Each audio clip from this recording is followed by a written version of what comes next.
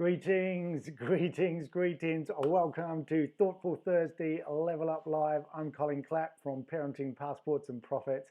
Pretty excited today to have my friend Dai Manuel coming on the show talking men's mental health. So welcome to the show. I am coming at you from central France, France in the middle of nowhere. It's pitch black outside. I can't see a thing. Now, just one sec. See, this is all part of leveling up. So what's going on? I'm getting some feedback, and it's because the broadcast is coming through behind me. So let's just get that paused. Boom. So we know things are working. I know Dai is alive and well in Canada. And yeah, he's going to be joining us. So welcome to the show. Remember, if you are new to the show, do tell me where you are, where in the world you are.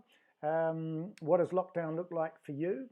So we're coming at you from France. We have been here about a week before the world went a bit crazy. And prior to that, we had been in Southeast Asia for 3 years. And it was a culture shock just coming to Europe. And then suddenly we're locked down.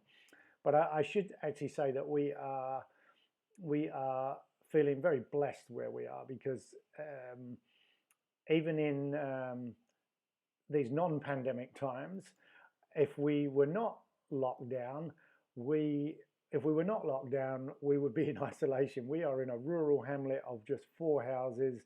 We're the only English-speaking people there's 5 houses, 4 are occupied that we can see. We've seen life in 3 of them, including our own, and spoken to 2 of them. We are about 4K from the nearest village, 20K from shops, and if we weren't locked down, we would be pretty isolated anyway. So, but yeah, what does it look like for you? Just leave a comment in the chat. Awesome, we got Dai here. Let's see what's going on with my software. Here we go. Good. I'm really pleased Dai is there. He is waiting on the end of the Skype call, coming at us from in Vancouver. Awesome. Hang in there, Dai. We will be with you soon. Hopefully it's all coming through. So yeah, remember, where in the world you are, do tell. This show is meant to be kind of like a radio talk show. Just join in when you can. Now, usually what I would have I would usually have a Meet Now Skype URL on the screen, and it's there for anyone to just come on the show and tell us how they are leveling up. The purpose of the show, actually, I've just kind of been thinking about this in the last few days.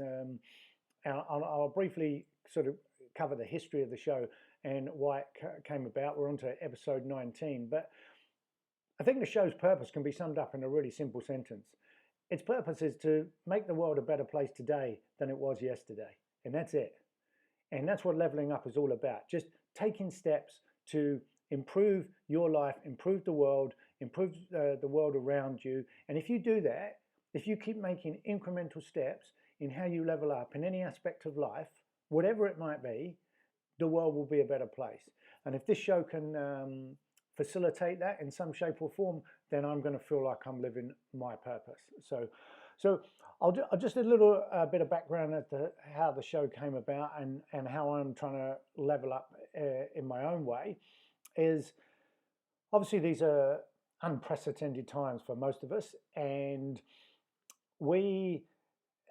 there's a few serendipitous things that all came together. Now, if you've listened to any of the previous shows, certainly the first dozen, when I was just sort of finding my feet, getting used to what I was doing, and I'll explain where I fit into this leveling up in a minute. But I've explained this in detail. So because we've got Dai with us tonight, I want to make sure I sort of do the rapid fire version because I really want Dai to come on the show. Thoughtful Thursday is our serious day, I suppose, in some respects. You know, I try to keep the show pretty light and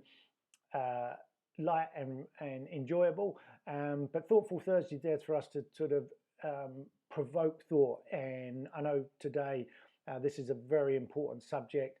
I know I've experienced it in a different way and couldn't label it. And yeah, it'd be interesting really talking to Dai and hearing his experience. So how did this come about? First of all, I was listening to my friend Martin Abonge, listened to his podcast, and he talked about using this time wisely.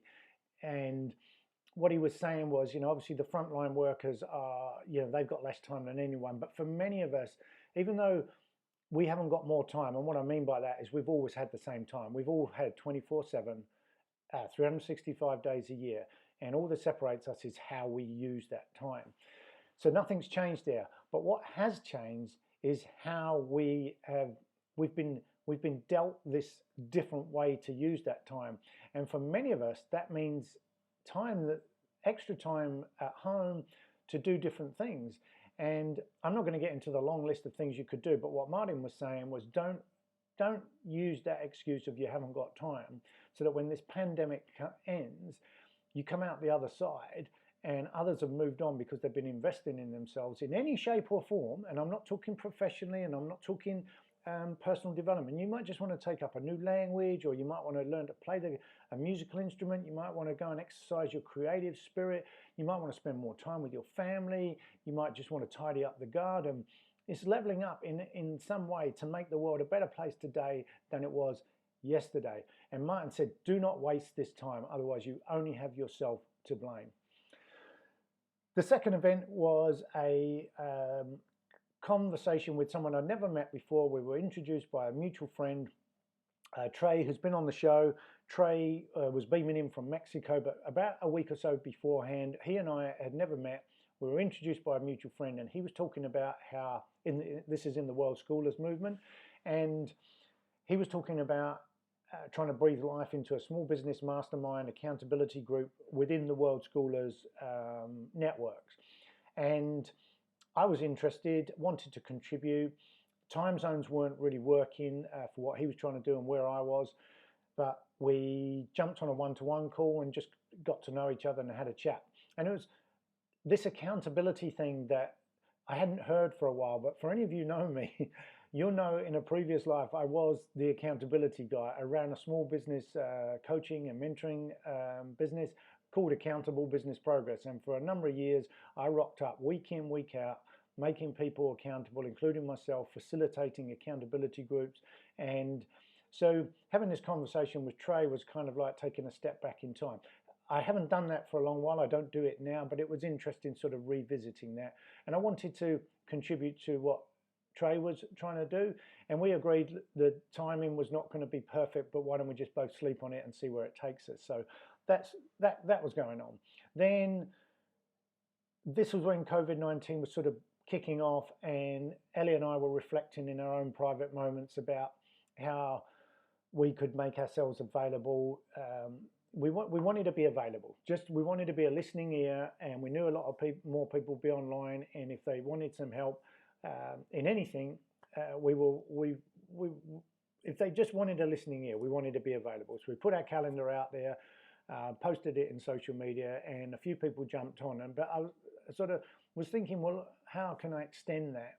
And I wasn't coming to any conclusions on any of these conversations.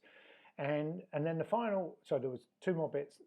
The other thing I noticed was how some of my own peers and my mentors and inspirations, they were creating these kind of ask me anything type platforms online. And that led me to think, well, now it's my time. So I took Martin's inspiration, I took Trey's conversation, I took my personal desire of Ellie and I wanting to be available, be more there for social connection, and then to ask me anything, and I went live video. I have wanted to level up with live video for a long while, and I have a subscription to Ecamm Live, so I'm coming to you. I'll just does that work? So I've just changed camera, and I've had this subscription for quite a while, and I've been determined to do more with it. And for one reason or another, I just haven't been able to make it work, get into the habit. And I went, no, now's the time. So I'm going to do it. So in a matter of sort of minutes, if not hours, I went live show. and Level Up Live was lockdown. Level Up Live was created, and here we are on day 19. And if you have been following or watching any of the previous shows, you'll know that. Excuse me, just one sec. You'll know that we have been. What's going on here? You'll know that I have been practicing different things to try and make this show a reality. So over here, as I switch cameras, I don't know if I can just see, I don't know if you can see that. It's on a, I don't have the greatest equipment or anything like that. So I've got a Canon that I invested in quite a while back and hadn't been put into good use. And the Canon, so let's just make sure that I haven't lost that. Awesome. I'm back here. And it took me a few weeks to get to grips with the software, but it's the software that's allowing me to do different things like the where in the world you are. And let me just do that. So yeah, remember, if you're just coming on the show now, do want to know where you are. What does lockdown look like for you? Leave a comment in the chat. I see Dai's diving in there. That's awesome.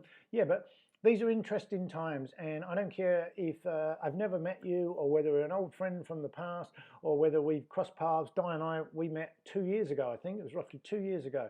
And so we can connect in any way we want, and the show is there for us to do that. So so yeah, that's the sort of rapid fire. That's the rapid fire history. Last week is when I started to feel like I had got a bit of a grip for the software. My own leveling up was allowing me to do a few things. I felt like it's working.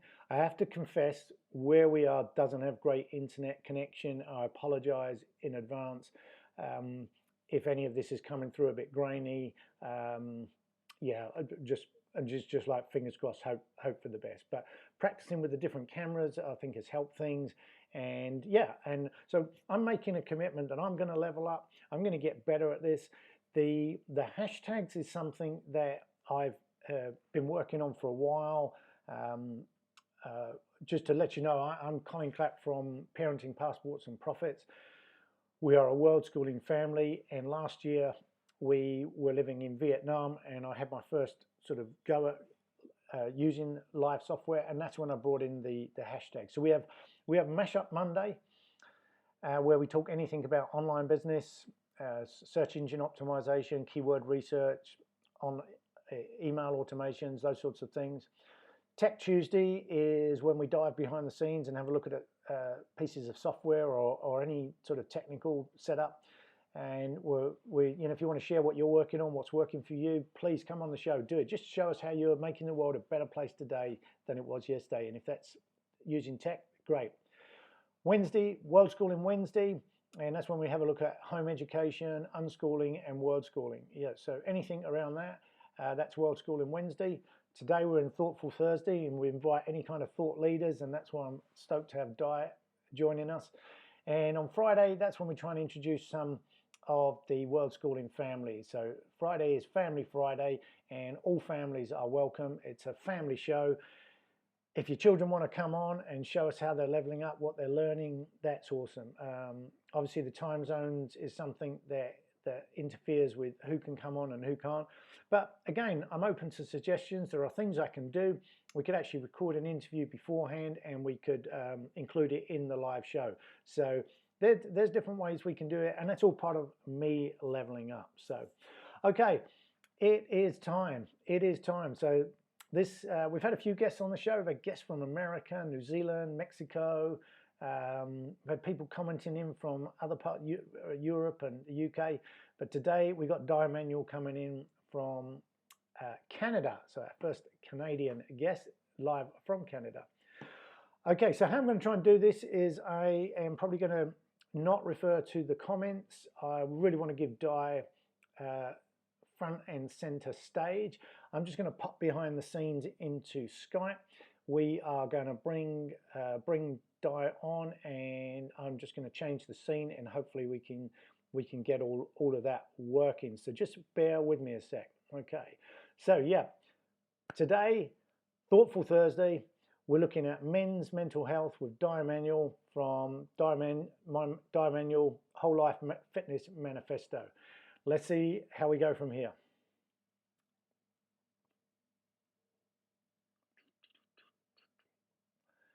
Okay.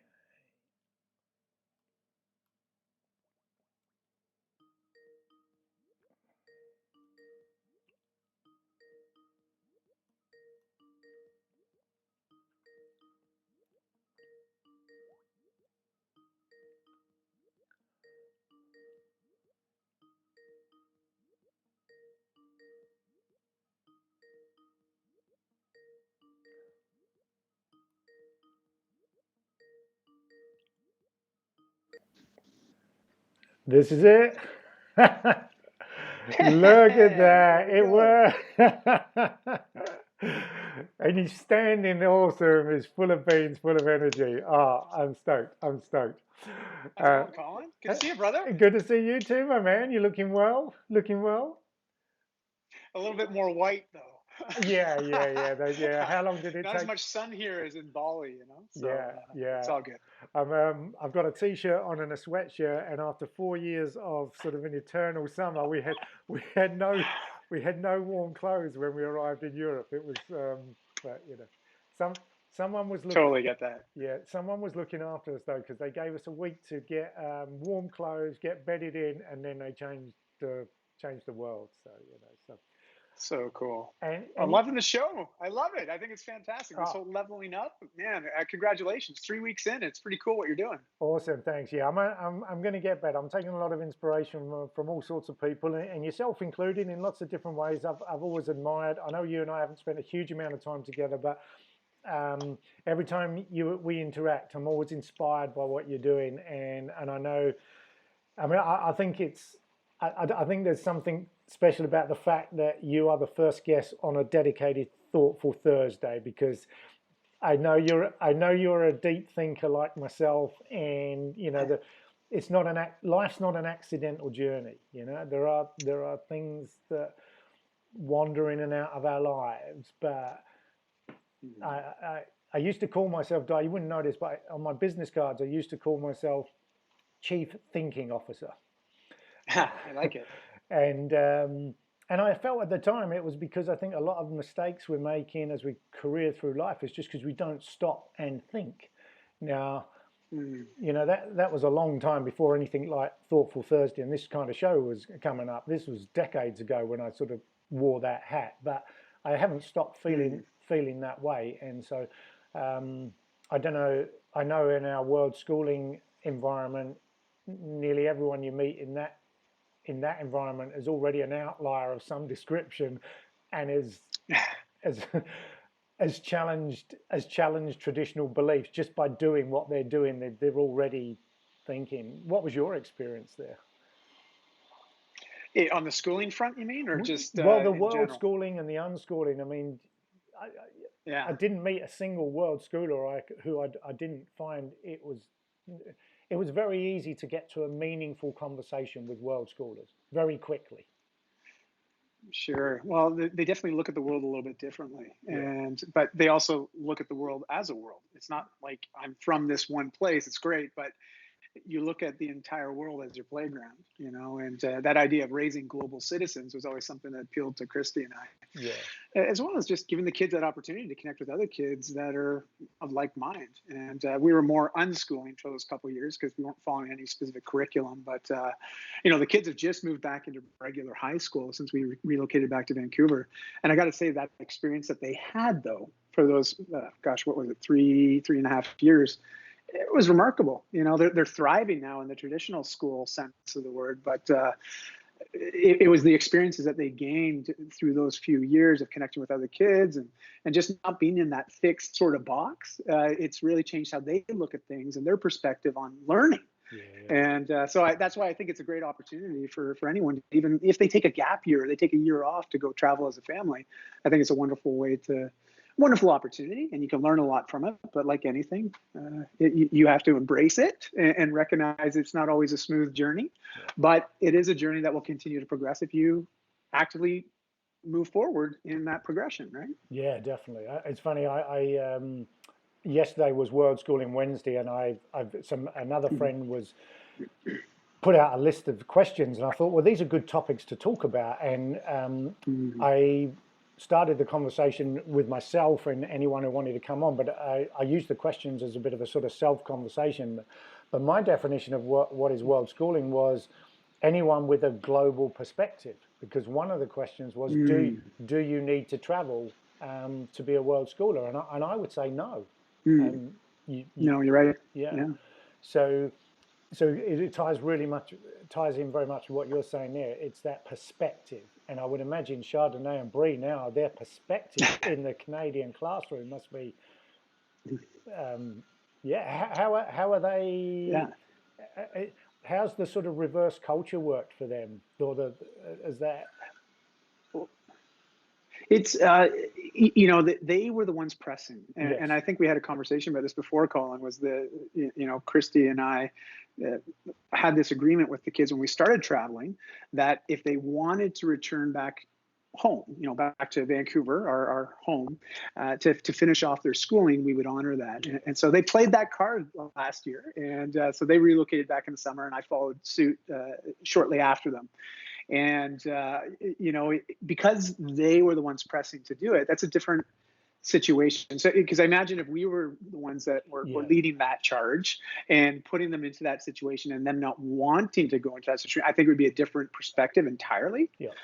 So we've been very grateful that our kids were the ones pressing us to allow them to go back into school. Because I know when I was a teen, there's no way I would have been doing that. I would have been like, I'm staying in Bali. I'm not leaving here, but they have a hunger to learn, which is something that they've been self-directed anyways. And I think that's why they were able to just jump back in and just love it. But the conversations they have and what they bring to the conversations is very different than some of their friends, because some of their friends haven't traveled, haven't lived among other cultures, haven't had similar experiences. So it's just, again, perspectives are often influenced based on our personal experiences and based on their experiences. And geez, I mean, Chardonnay just turned 17, Brie turns 15 this weekend. I mean, the last 5 years, the things that they've experienced has given them this just a much broader perspective than most at that age. I know for myself, speaking personally, when I was their age, just no way. I'd lived at only a few homes at that point, really only known one group of friends. And my traveling was like Disneyland or Disney World, that was like the travel experience. So that was it. So I'm very proud of them as their father, but also I've got a deep respect for world schoolers and just anybody that adopts that lifestyle, because man, what a great education you provide your kids. I agree. So I'll change the question then, because it might act as a nice segue into your own thoughts on what you want to share. So as you say, the girls led that, and that probably provoked more deep thinking and more thoughts for you and Christy.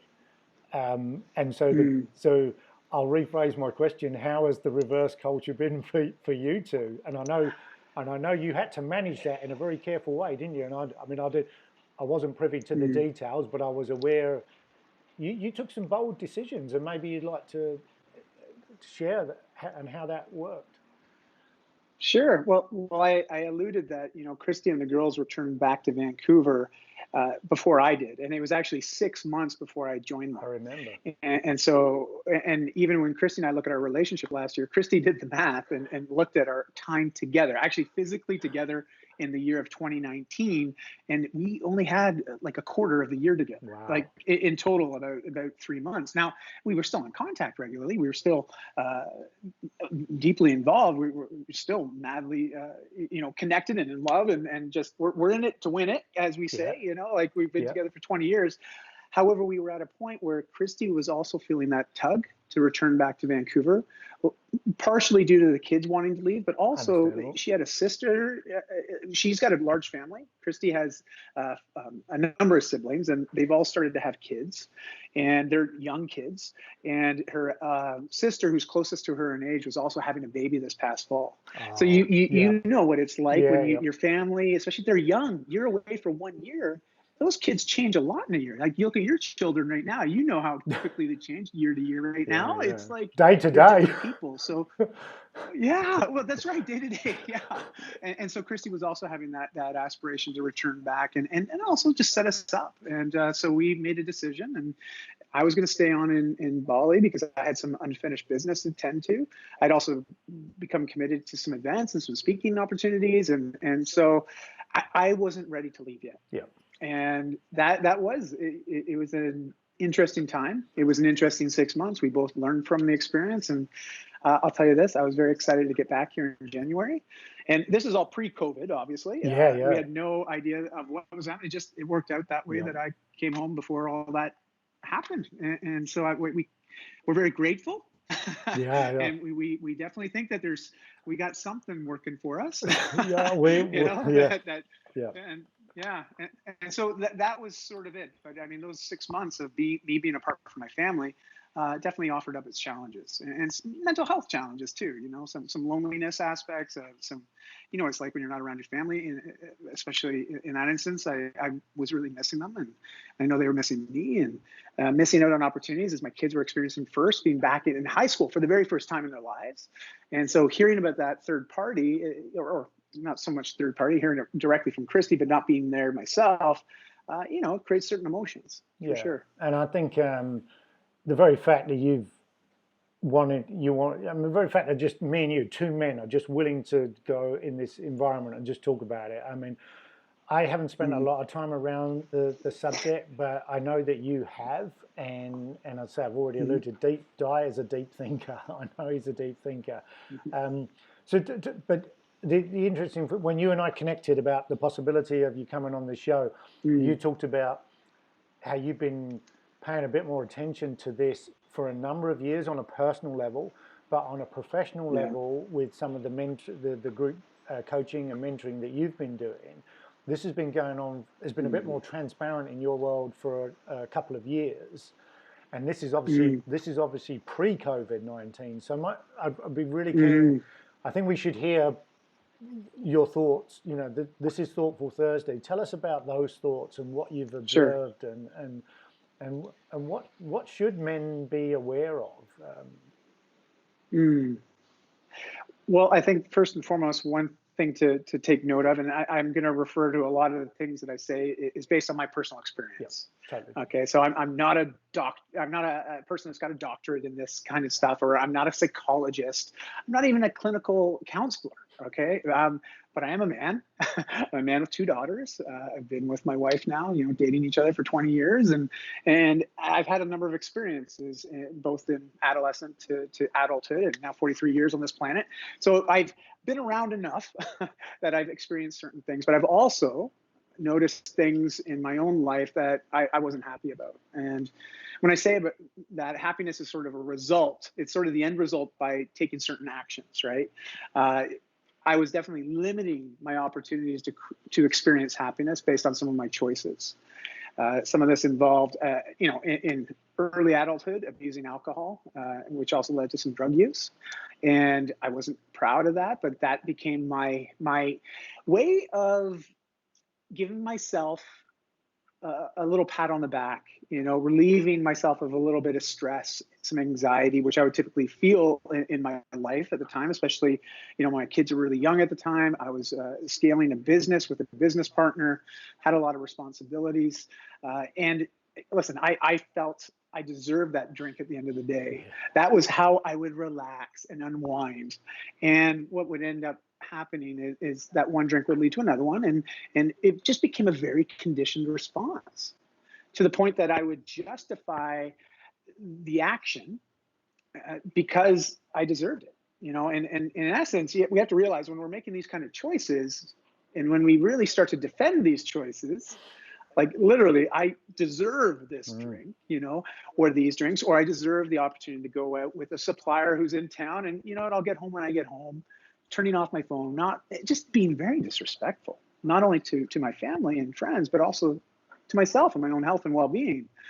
But these are the wars that are going on in my mind at the time, right? And this is just over 10 years ago when I got to my worst. And these conditioned responses ultimately that was a choice. You know, alcohol never held a gun to my head. It never said, "Hey, drink me," yeah, but literally, I was valuing my decision to drink over that of my relationships with my family, Was even it, relationships with myself. Yeah. was Sorry, go you, ahead. I just wanted to ask, I don't want to interrupt your flow, but was Yeah. you aware at the time that you weren't making decisions in your best health? Did you have a consciousness around Mm. that? Or at the time, Yes. It- uh, Colin, I think it's pretty, I mean, we can try to be ignorant to it, but I know that I'd wake up one morning and feel hungover, feel uh, demotivated, yeah, not so much unmotivated, but I completely demotivated yeah, myself based on the actions of the night or the day before. And it would then affect me for a couple of days afterwards. It would affect the relationships. It would affect the relationship and specifically my mental health, yeah, yeah, of course. because there were certain self-care practices I would have, such as exercising, even connecting with certain communities that I knew were encouraging or uplifting, even having connection with family. And I wasn't fully present, nor was I respecting some of the choices that would typically make me happy.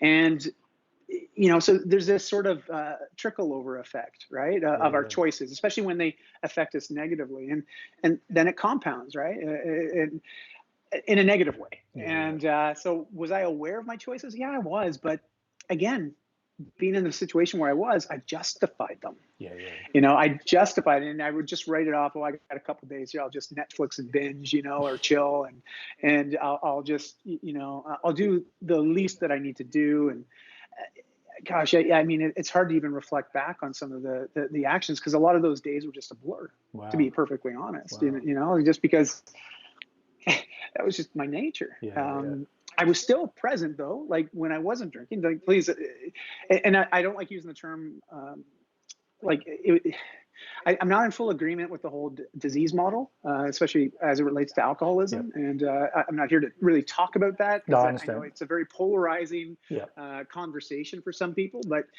I encourage people to do your own due diligence and look into it. But I realized that it was a choice, and it was a value.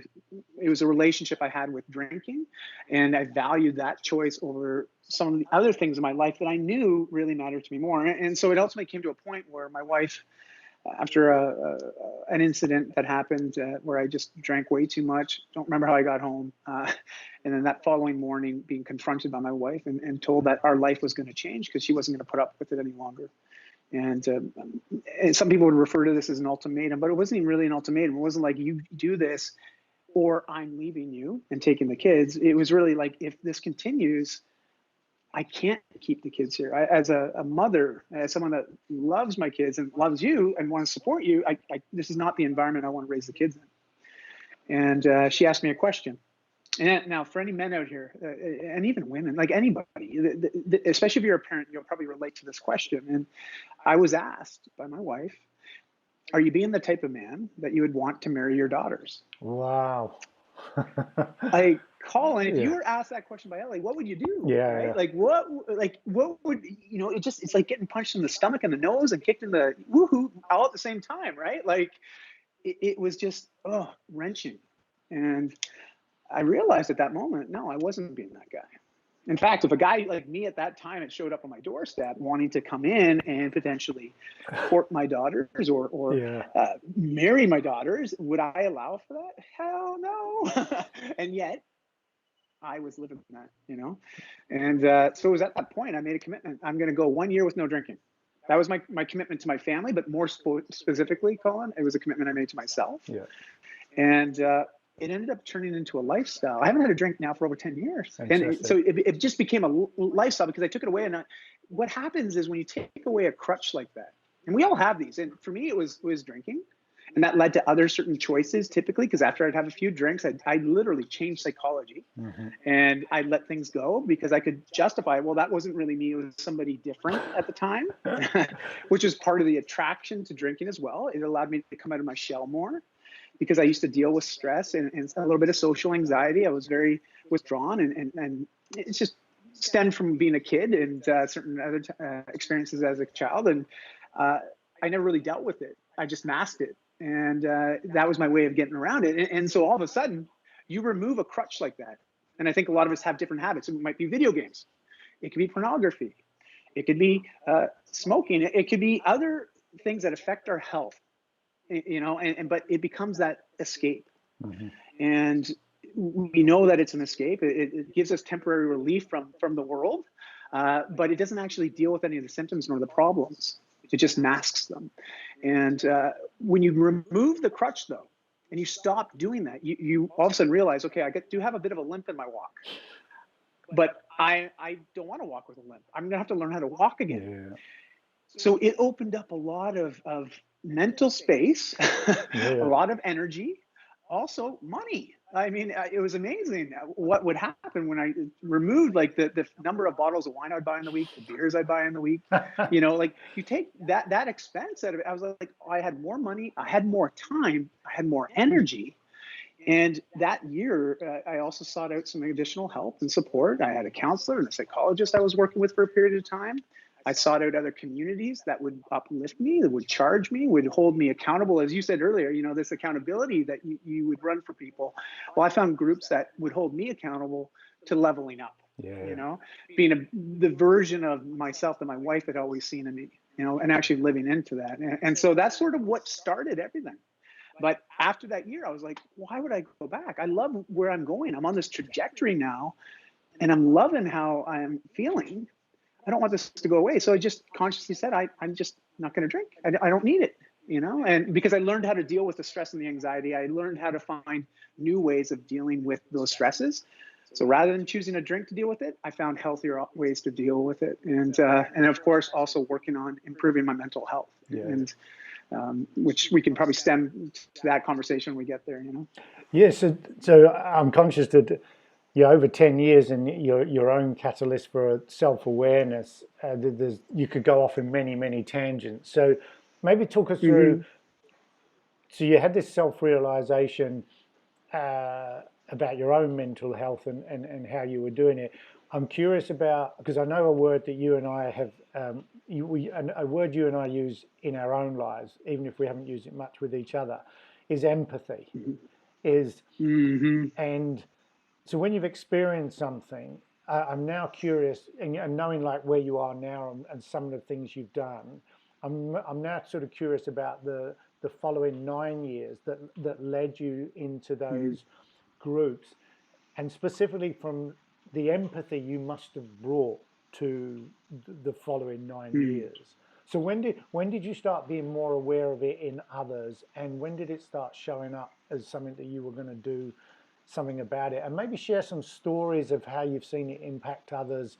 And I guess what I'm searching for is some triggers, maybe that we can some signals and triggers that all of us could be on the lookout for, either in ourselves or to empathize with others who are maybe struggling.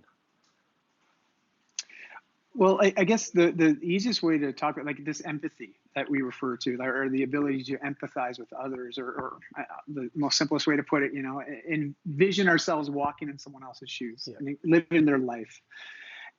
When I was a teenager, I was morbidly obese, and so really unhealthy, very unfit, and the typical cliches. Date for 5 years, but it looks like we got it all back. So satisfy certain cravings, and this is not a pun, nor is it intended to be a clever sort of way of describing the situation, but I found a lot of solace in video games as well as watching movies. So very inactive. I was able to numb out and escape some of those feelings and some of the depression I felt, but I also found a lot of comforting foods, especially sugary foods, high carbohydrate, like very nutrition poor, calorie high foods, and that was what I learned. I was conditioned, for 5 years of just that repetition, and things just got worse and worse. But after going through that transformation, making that decision that I don't want to be like this anymore. And people will probably relate to this statement, and people will, I know a lot of people, when they get to a point where they want to change, and you see these people make significant, massive changes in their life and lifestyle, it's usually because they've gotten to a point where they've recognized that living the life that they're living right now and continuing to do that without any change is scary. We know that it's not going to get better. And yet the idea of the unknown is very intimidating. You know, like I know this path because I'm very comfortable doing this over and over again, even though I know it's limiting my happiness and make me not feel so good. I at least know, you know, I know the day to day, I know what I can do because it's become habitual. Yeah. And it's this idea of fear of change, right? It's one of the significant fears that intimidates a lot of us. And it got to a point where I was less afraid of the idea of changing than I was afraid of the idea of staying the same. And so that is really what spurned that desire in me to make the changes. And then I just, every day, one day, what can I do today that continues to make this positive adaptation, this positive change, my reality? And going through that, it triggered in me a lot of things. And obviously I started to see the world a little bit different. I started to gain a lot more confidence in myself. I started to pull myself out of some of the depression that I was feeling as that obese teenager. I didn't deal with all the emotions, a lot of the stuff that was on the inside, because I was working on the outside, right? I did a lot of stuff to make myself look a certain way because, I mean, to be honest, people say, well, what really motivated you? And I was like, well, I kind of wanted a girlfriend, you know? it was a big motivator. I was a teenage boy, you know? I just wanted a girl to want me. And, but more than that, it was also, I wanted to feel better about myself. And, but empathy. When I got into fitness as a profession, health and lifestyle, coaching people, mentoring people, I was able to connect with them in a certain way because I know what it's like to feel unhealthy. I know what it's like when you forget what it feels like to wake up and feel good. I know what it's like when that's not there. You know, when your new normal is waking up with your back hurting, with you know, your stomach feeling all off, with your skin feeling off, you know, like waking up like that, that's not our normal unless we choose it to be. And so understanding how to connect with people and really empathize with where they're at, I don't downplay the difficulty of change. Like I let people know, change is not easy to start with. When you look at the psychology of change, there's a trigger or a cue.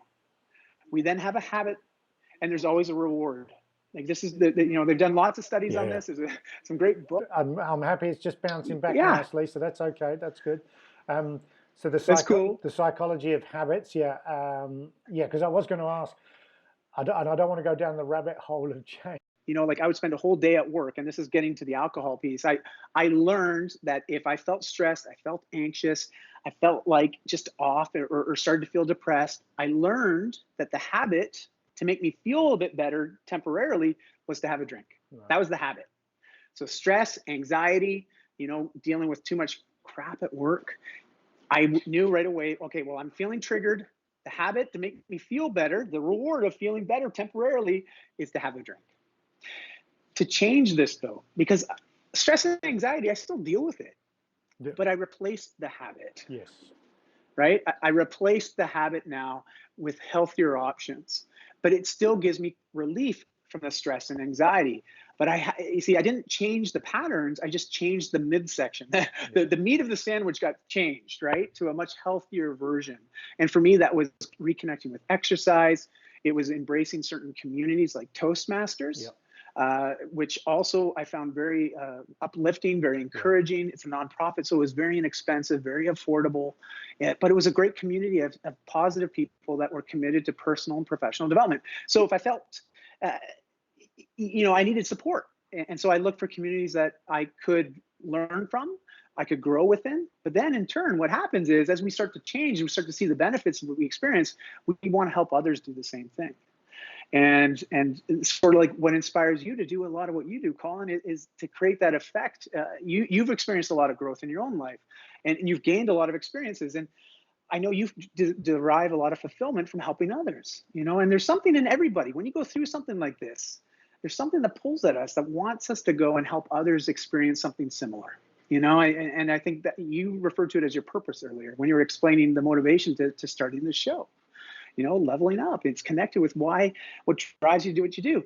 And so moving forward, you know, in my own life, I've recognized a lot of certain habits that I had that weren't bringing me closer to the person I wanted to be. You know, they would actually detract me. They would Some of these habits would include maybe watching too much TV or too many movies, or zoning out, and replacing sort of that stressful anxiety that I would feel, and then withdrawing, hiding in my room, unplugging from everyone. And not to say I still don't suffer from that every once in a while. I do, Colin. I'll be the first to admit it. But it happens less and less frequently than it used to. Yeah. But it's, again, recognizing the things we can do day in, day out. My personal company that I used to run, the accountant made a note of it. The cost of what we would spend on events, as well as taking staff out and those kind of things, because of when I used to drink, like, I was the instigator. Right. I'd encourage everyone to have a round. Yeah. Oh, have another round. And we'd always spend more money on alcohol than we would on food. The bill was all the time, but I was the one instigating it, Right. because it gave me permission. If I got everybody else drinking, I could then keep drinking. Interesting.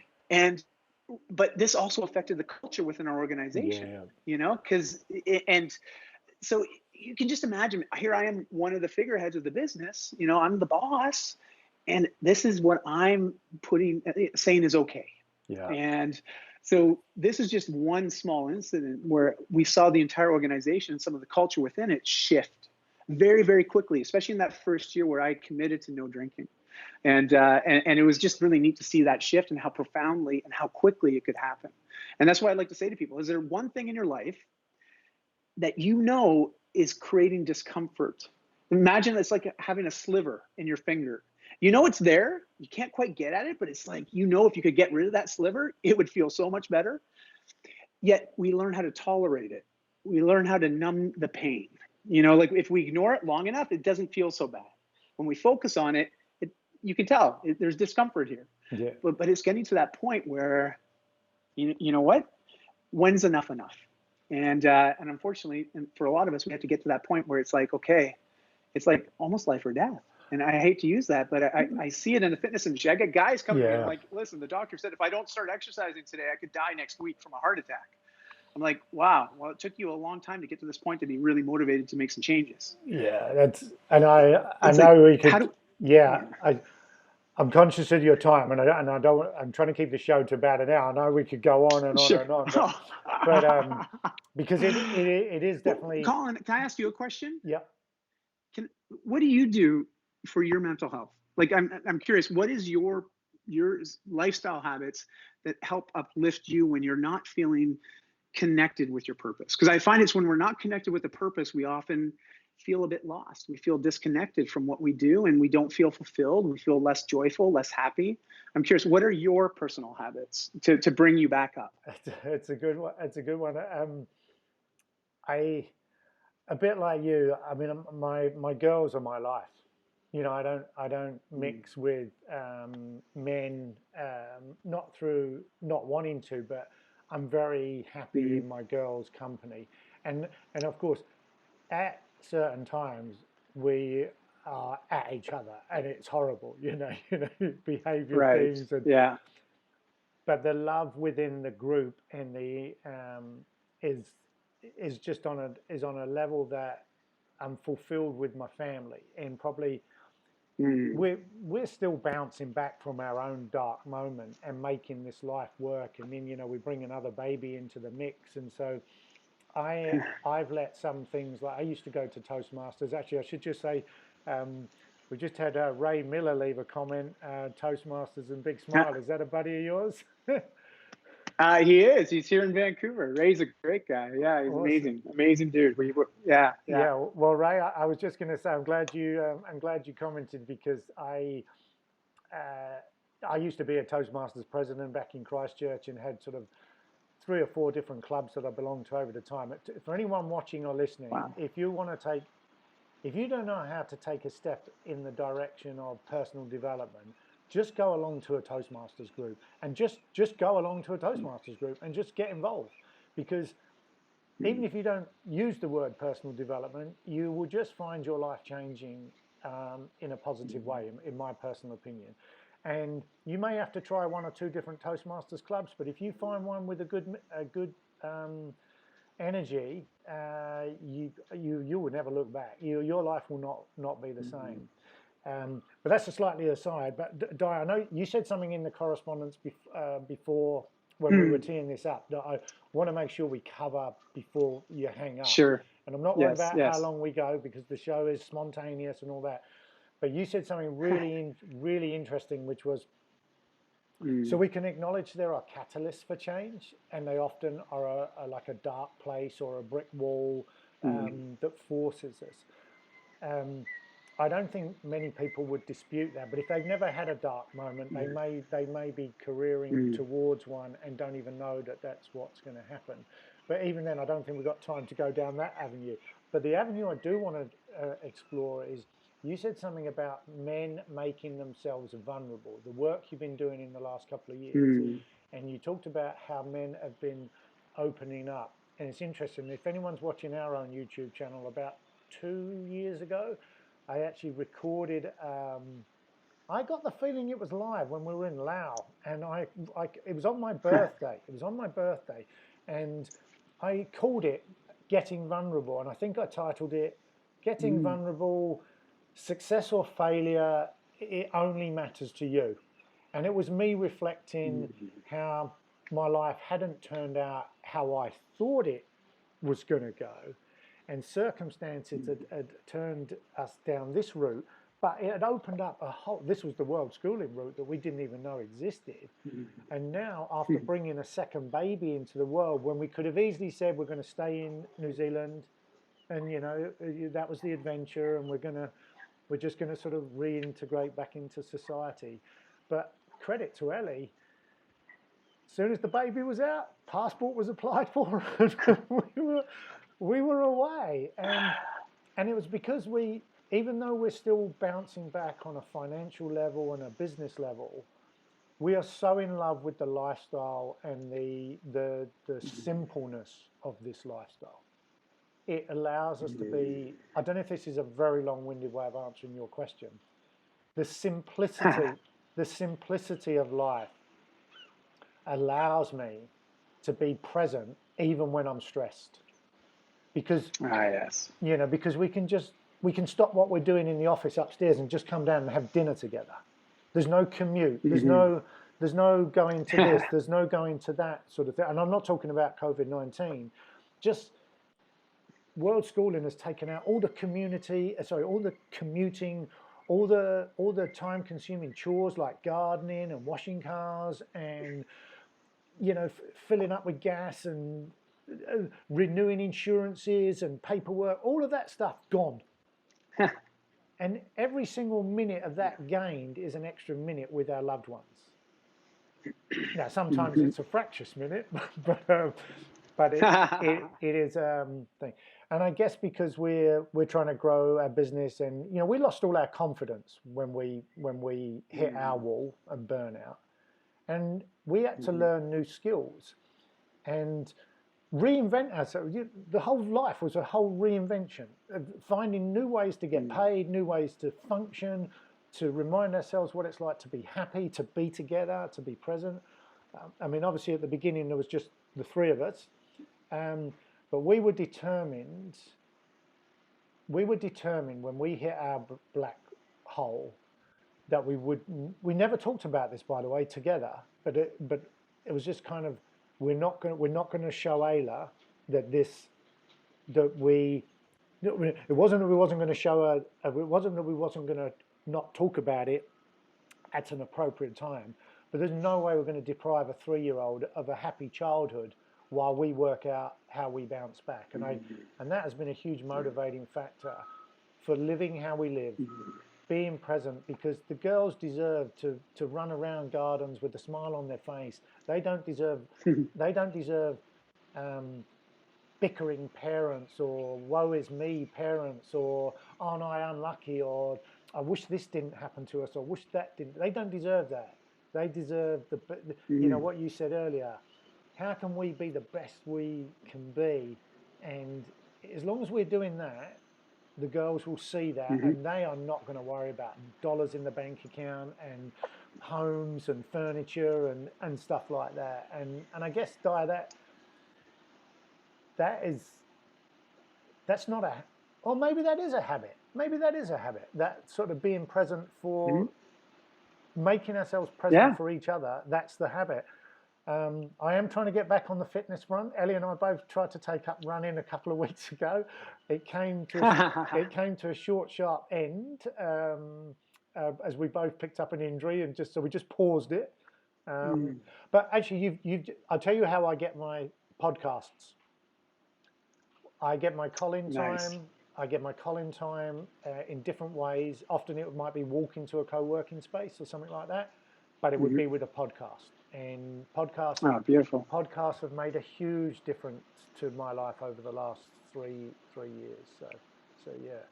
Well, I was going to say, Colin, that positive inputs, right? Like Yeah. even what you're doing here with this show, like it's important whether you get that from a community or you just start picking up great books and listen to podcasts. There's great TED Talks, right? Yeah, Like absolutely. there's plenty of content out there that is positive Yes. and can definitely enrich our lives. But you have to make a conscious effort and a decision to actually listen to it, Yeah. or show up.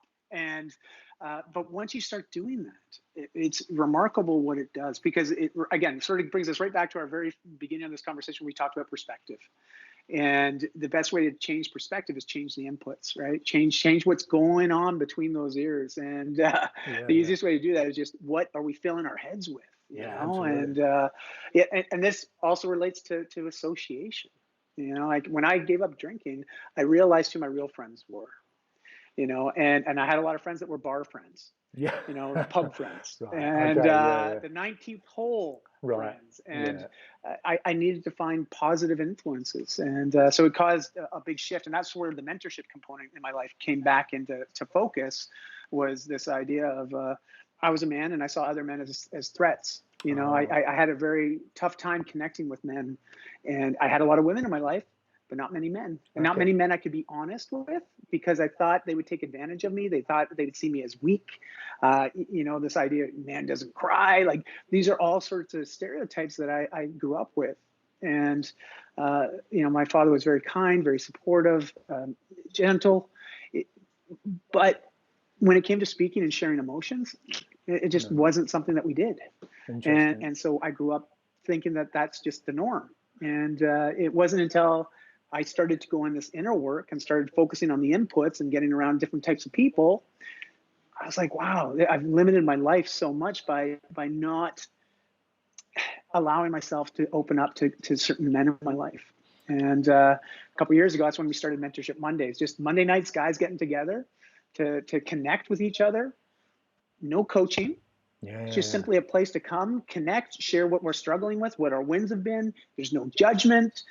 It's really quite powerful, because as you start to get vulnerable around other men, and they're not there to judge you, they're there to support you unconditionally, your dynamics shift instantly, perspectives shift instantly. All of a sudden, I see men now not as competition. I don't see them as threats. I see them as allies. And the best way to bring on allies is to learn about them. And the only way we can really learn is we have to be able to be vulnerable, because those are often the where we feel we're most limited in life. And if we're constantly guarding those and closed off to the world and closed off to anybody giving us help, it's very hard to even help ourselves. And so that's sort of where all that went. And I just always want to invite men, because I think a lot of us spend time guarding ourselves, not allowing anybody else in. We deal with the struggles personally on our own. We don't even tell our families about it. And yet we act out. I did. I'd lose my temper. I'd lose my noodle. And I would say things that were harmful or hurtful. My wife, Christy, very positive. And she would often challenge me. She still does. She's like, would you act the way you're acting right now if you had a very good friend or a business associate right here at the table with us? Would you be saying what you're saying? And I have to admit, no, I wouldn't. And I hate that, because it's made me realize, well, why are they getting this? Why are they getting this side of me? And so again, certain habits, and I'm working on it. Got a lot of work to do, man.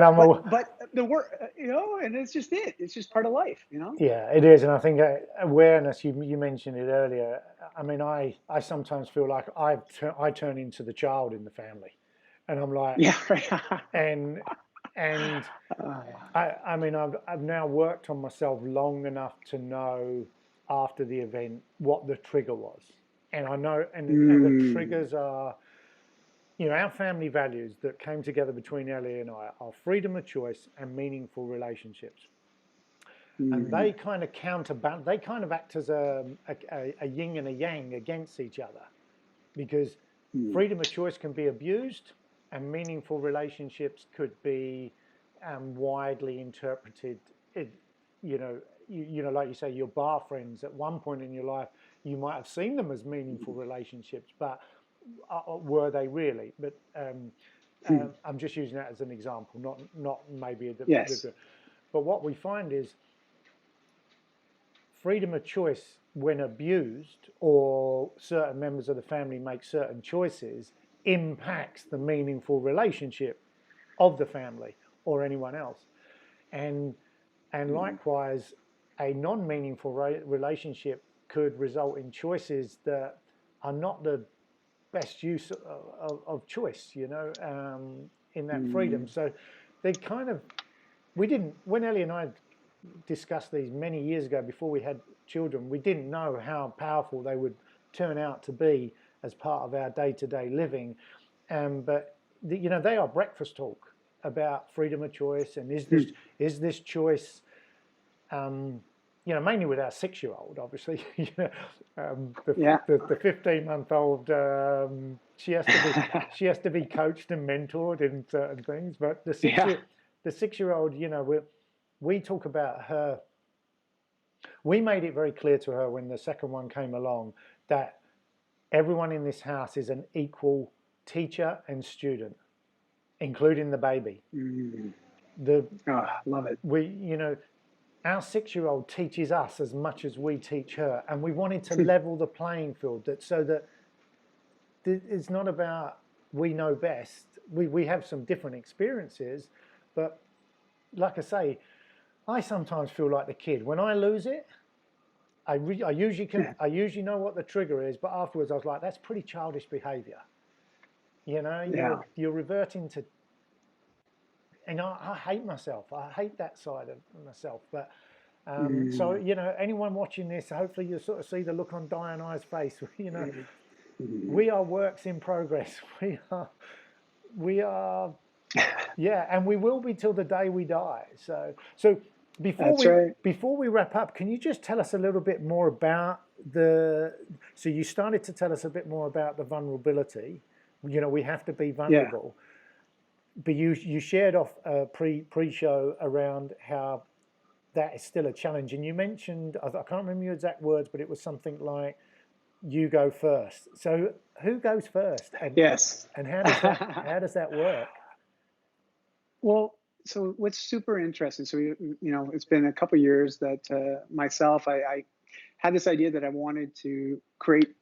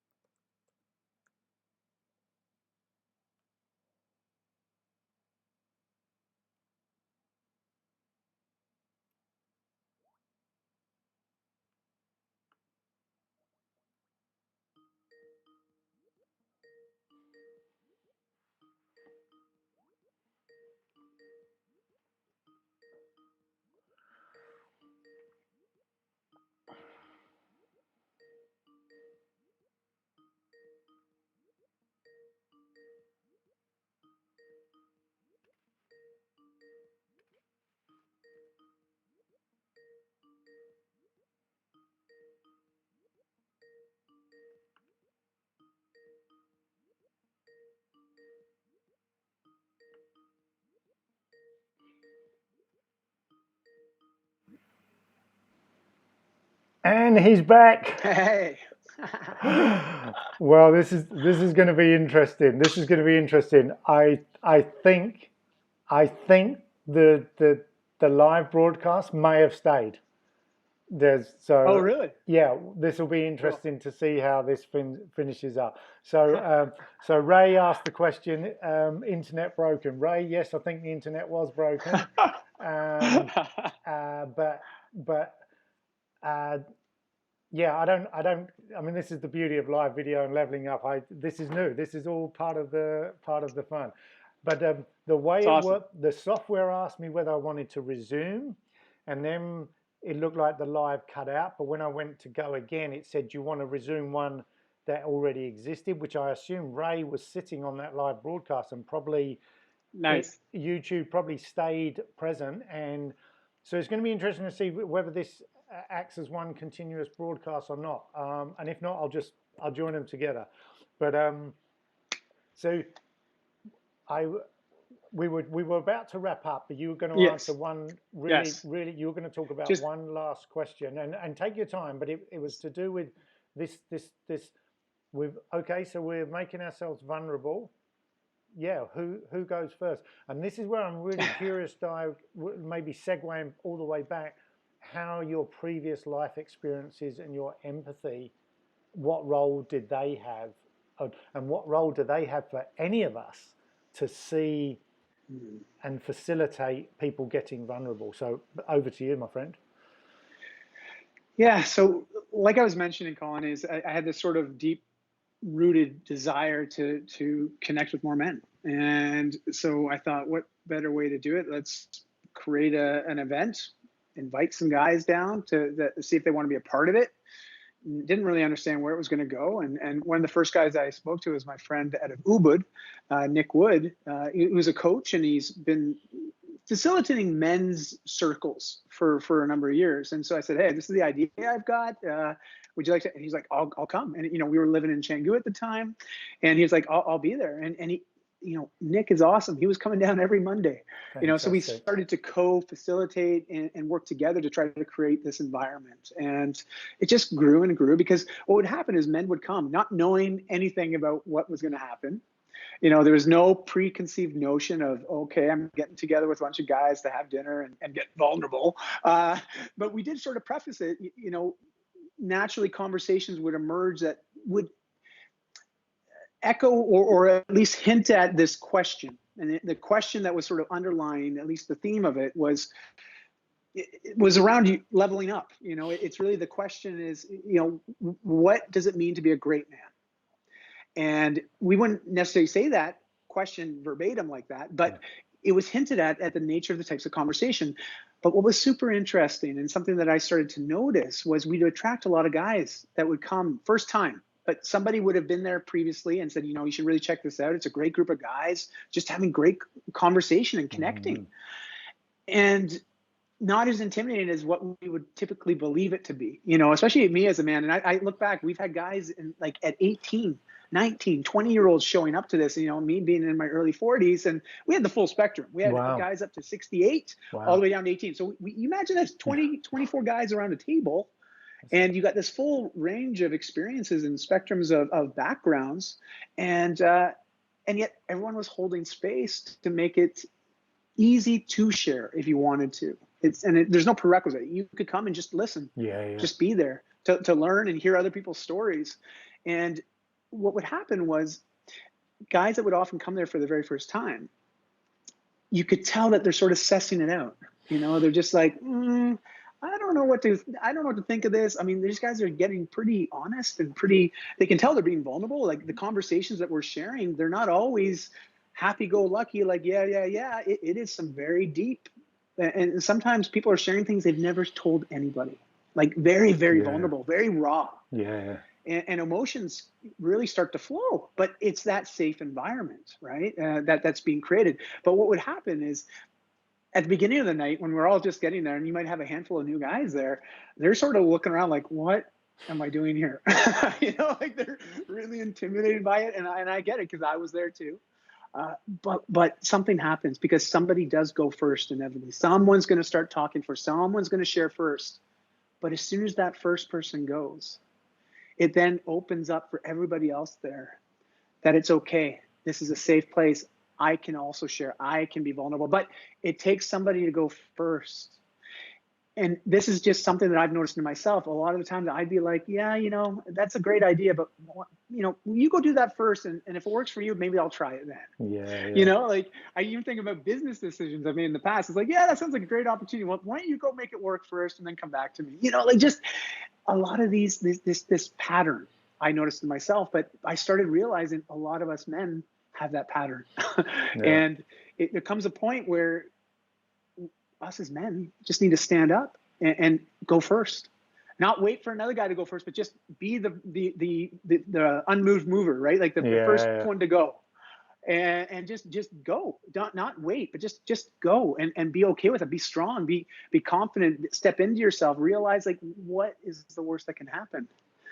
What, am I going to show some weakness? Is that actually a weakness, or is it my own self-belief that it's a weakness? Yeah. And I understand there's a lot of concerns, there's a lot of fear there.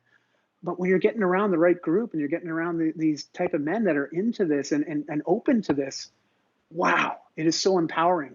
And a lot of guys that we ask them, like, how would you describe this kind of environment? And they're like, I always leave my Monday nights better than I got here.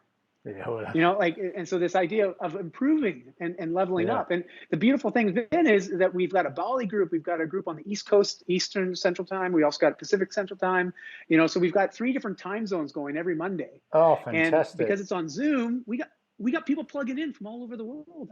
We had a call the other day, and I think we had 9 countries represented on the call. It was really, really cool. Yeah. So it's wonderful. So my to end this, Colin, just to wrap up this close the loop on this is for any men out there, I know it can be hard. I know it can be challenging. Us as men, we deal with a lot of stuff, and we believe that we just got to keep it all close to our chest. But realize, especially when you think about yourself as a mentor, as a role model, start asking yourself, the things that we're role modeling ourselves, is it actually empowering people? Or is it limiting people? And when you start to get that clear on your own self-reflection, I think you'll start to realize there's certain things that you feel is right to change because you want to change it. Yeah. It may not be easy to do it, but I can tell you it will be worth it. So seek out. There's men's groups popping up all around the world. I'm not saying Mentorship Monday is the place to go. But there's groups like this everywhere, and there's access to it. So I just invite men to just look into it for yourself, for your family, for your loved ones, but more importantly for yourself, and because I think the world will shift drastically if we get a lot of men into this sort of this ability to be able to share honestly and openly, and not fear judgment and fear ridicule and fear that they'll be taken advantage of for it, but actually be seen as the leaders that we want to follow. And so anyways, that's sort of what I wanted to say. And I appreciate you saying it, because that's powerful stuff. And I mean, we've got to wrap it up somewhere, but I think you've covered a lot of, personal stories. And, the first thing is the awareness. You've got to be aware that you've got to have some trigger that makes you aware, whether that's an external force like a loved one reflecting back to you, or whether your own health and fitness and the physical symptoms, but something has to happen in your life that triggers change. But you might just swerve to the next bad journey. But when you can put yourself in an environment like Dai's talking about, Dai, so what I'll ask is, we won't be able to do it right now, but if you could ping me some of the links around that stuff, and I'll get the after the show's finished, I'll update the description, and at the point we turn it into evergreen, there'll be some constant links that people can tap into, and be sure to give us the times and where we can find out more. So I'll be happy to let you go. I'm conscious this has gone on longer. I don't know how it's worked out for everyone. Ray Miller, thank you for tuning in, and I hope you're doing your chores. And but Dai, I'll hang up on Skype, and I won't keep you, but we'll thank you very much for sharing, caring, and we'll pick up the conversation together another time. So it was awesome to see you, my friend, and sounds great. Really enjoyed it. You too, Colin. Thanks, buddy. Thank you. Say hi to the girls. Thanks for everything you're doing. Cheers, bud. I will. You as well. Likewise. Take care, mate.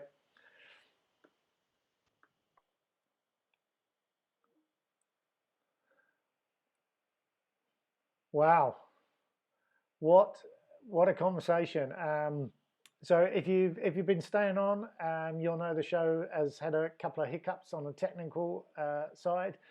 But I'm hoping the broadcast has carried through, and if not, we'll try and find some way. If you're watching this on a replay or after the event, we'll try and find some way of piecing it all together, because it was fantastic to hear from Dai over there in Canada, making himself vulnerable and sharing his thoughts about men's mental health, and how the world can be a better place if more and more men were willing and able to be vulnerable. But the key point is that someone has to go first. Someone has to be brave enough to not worry about what anyone else is thinking about them, and and and when that brave person steps forward, it will encourage others to do that.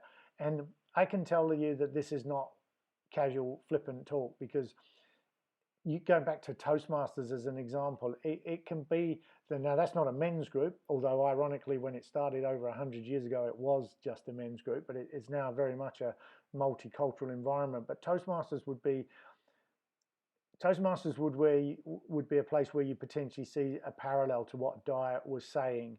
And what I noticed when I was at Toastmasters is that new people would turn up, and a bit like how Dai was saying, they can they can they can wonder what the hell they let themselves in for, and they can hear things that they haven't heard before. But when you first come along to a Toastmasters meeting, no one makes you do anything. You're not forced to do anything.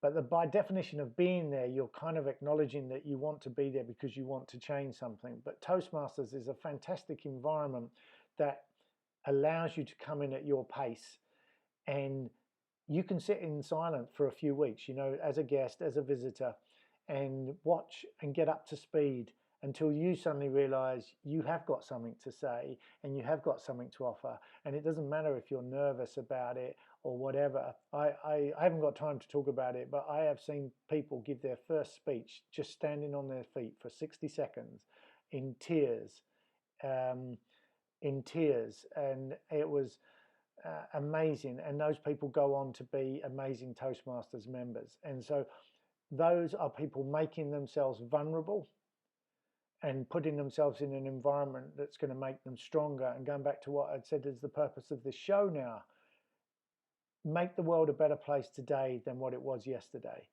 And so what Dai was talking about was specifically around men. If we open ourselves up, open our hearts, open our minds, be willing to have difficult conversations, even if it's just one-to-one, and let a third person listen, that third person will gain strength, and then that third person will join in, and then roll that forward, a fourth person and a fifth person. The fifth and sixth person, they sit and they listen.